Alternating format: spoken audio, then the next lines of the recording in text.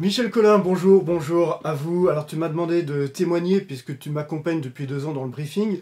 En effet, c'était pas gagné d'avance. Moi, je suis animateur radio depuis 18 ans sur Chéri FM, France Bleu, plusieurs radios commerciales et depuis 4 ans ici sur Radio Fidélité, une radio associative, radio chrétienne à Nantes avec cette double casquette. Animateur, également responsable commercial.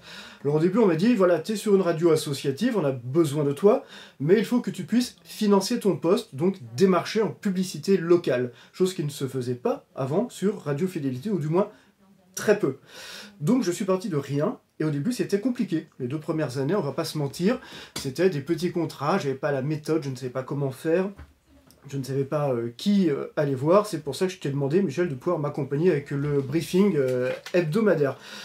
Et ça marche. Et ça marche réellement bien. Pourquoi? Parce que tout d'abord, tu m'as formé, tu m'as donné la bonne méthode. C'est-à-dire qu'on va voir un client, on vient avec des solutions, on vient avec des idées personnalisées, bien sûr. On est à son écoute, on lui apporte un réel service, une expertise même média, en le guidant dans sa communication. Et là, on marque des points. Avec le calendrier médiatique, on a appris à planifier des opérations plusieurs mois à l'avance, comme par exemple, mois de juin, la journée mondiale italienne, la fête nationale italienne. Donc on peut démarcher des traiteurs italiens, des restaurateurs. Et ça a fonctionné. Donc en fait, pourquoi j'ai réellement besoin du briefing et continuer cet accompagnement commercial? Parce que la formation, elle continue, c'est un métier qui est évolutif. La publicité, tout comme la communication radio, on a toujours besoin de se former. Et je me suis aperçu que quand j'étais sur le terrain, il y avait également mes confrères de radio commerciale qui étaient là, Energy Group entre autres, et j'avais toujours une longueur d'avance. Et c'est grâce à ça que j'ai pu signer des contrats importants, développer le chiffre d'affaires, puisque là on l'a triplé en 2 ans. On a atteint un niveau très confortable, puisque là on est au maximum autorisé par le CSA, puisqu'on ne peut pas dépasser 20% du budget de la radio, et là on a atteint 19,9%. Voilà. Donc nous, au niveau de la publicité sur Radio Fidélité, grâce à Michel Collin, grâce au briefing, on fait le maximum de ce que l'on peut faire.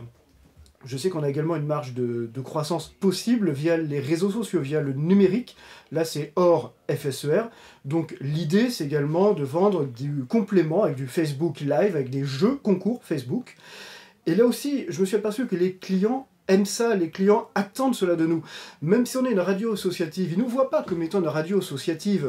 Ce qui les intéresse, c'est le nombre d'auditeurs que nous avons et la façon de communiquer chez nous. Et ça marche, puisque tous les clients qu'on a en plus grâce au briefing depuis maintenant 2 ans signent à nouveau des contrats. Voilà, ils renouvellent leur contrat annuel et ils sont contents de ce qu'on peut faire, ils sont contents de la publicité chez nous.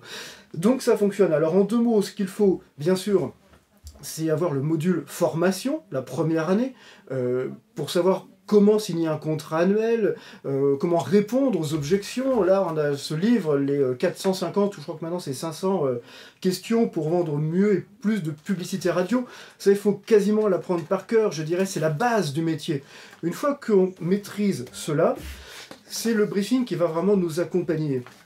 Parce que grâce au briefing, on va pouvoir planifier des actions, se rappeler les fondamentaux, mais également avoir des idées concrètes et préparer des solutions pour les clients que nous avons actuellement. Et quand on va les voir, je peux vous dire qu'on a une vraie longueur d'avance sur les concurrents. Voilà. Donc même si on est une radio associative, vous savez que vous pouvez faire jusqu'à 20% de votre budget en pub radio, eh bien allez-y, oui c'est possible, la preuve, on y arrive.